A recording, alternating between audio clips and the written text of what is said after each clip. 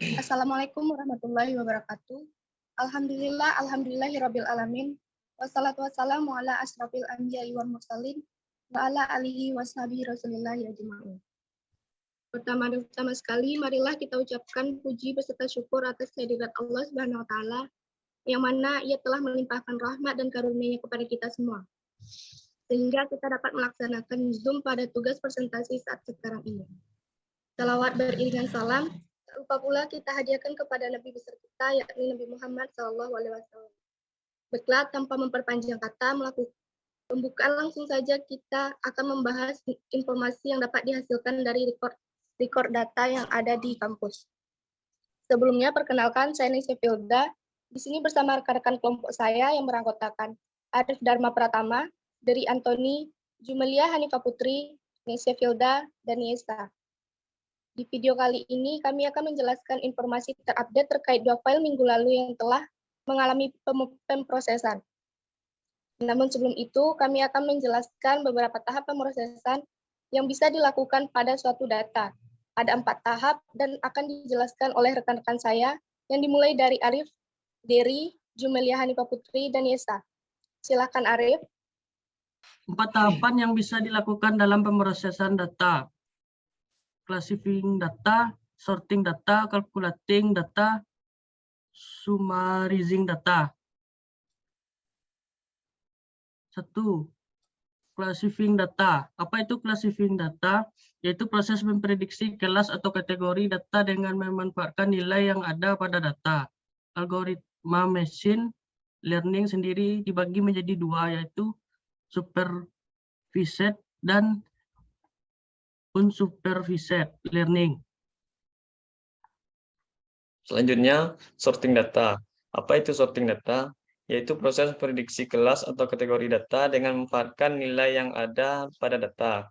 Algoritma machine learning sendiri dibagi menjadi 2, yaitu supervised dan unsupervised learning, yaitu proses pengurutan data yang sebelumnya disusun secara acak atau tidak teratur sehingga menjadi tersusun secara terurut menurut suatu aturan tertentu. Ascending atau naik pengurutan dari karakter atau angka kecil ke karakter atau angka besar. Descending atau turun pengurutan dari karakter atau angka besar ke angka kecil. Selanjutnya yang ketiga, calculating data, yaitu proses penghitungan data yang mungkin di dalamnya terdapat banyak proses hitung aritmatika. Kemudian yang keempat, summarizing data, yaitu proses menciptakan wujud bahasa yang ringkas dari data yang terdapat. Dalam summarizing ini ada tidak cuma unsur-unsur yang berartinya saja, melainkan senantiasa memelihara urutan-urutan data aslinya. Terima kasih pada rekan-rekan. Nah, di antara 4 tahapan tadi, kami memilih salah satu tahapan yang akan dieksekusikan pada data yang kami punya, yaitu tahap sorting data, yaitu proses pengurutan data yang sebelumnya disusun secara acak atau tidak teratur, sehingga menjadi tersusun secara terurut menurut suatu aturan tertentu. Seperti yang dijelaskan oleh rekan saya tadi, berikut kami jelaskan hasil dari pemrosesan data yang kami lakukan pada 2 file yang kami punya sebelumnya, yang mana yang akan disampaikan oleh rekan saya Jumelia untuk file 1 dan Yesa untuk file 2. Kepada Hanifah dipersilakan.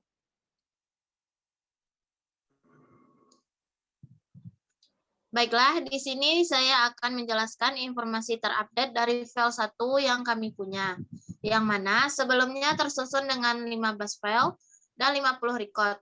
Namun, sebelumnya masih tersusun secara acak. Kita lihat nomor BP-nya masih tersusun acak. Untuk membuat keteraturan pada data-data yang telah masuk pada record-nya, kami melakukan proses sorting, sehingga tersusunlah file seperti ini. Kita bisa sama-sama lihat, sekarang data-data yang terekam telah tersusun rapi dan teratur berdasarkan urutan nomor BP-nya. Baik, saya melanjutkan untuk file kedua. Saya akan menjelaskan informasi terupdate dari file 2 yang kami punya. Sama halnya dengan file 1, file 2 tersusun dengan 10 file dan 10 record. Namun sebelumnya masih tersusun secara acak. Kita lihat NIDN dosen yang masih tersusun acak. Untuk membuat keteraturan pada data-data yang telah masuk pada recordnya, kami melakukan proses sorting, sehingga tersusun file seperti ini. Kita bisa sama-sama lihat sekarang, data-data yang terekam telah tersusun rapi dan teratur berdasarkan NIDN dosennya. Kesimpulan, jadi dalam melakukan pemrosesan atau pengolahan data, maka akan mendapatkan data yang lebih tersusun rapi dan tersusun dengan baik.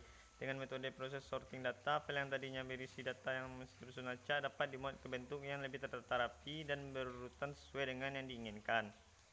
Terima kasih pada rekan-rekan. Nah, demikian hasil terupdate dari 2 file yang kami punya. Setelah dilakukan proses sorting data, kini 2 file tersebut telah tersusun lebih rapi dari sebelumnya.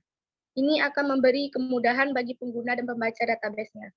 Karena telah berurut berdasarkan nomor BP untuk file 1 dan berdasar NIDN dosen untuk file 2. Itulah hasil diskusi kami terkait pemrosesan data dengan tahap sorting. Lebih kurangnya mohon maaf. Wassalamualaikum warahmatullahi wabarakatuh.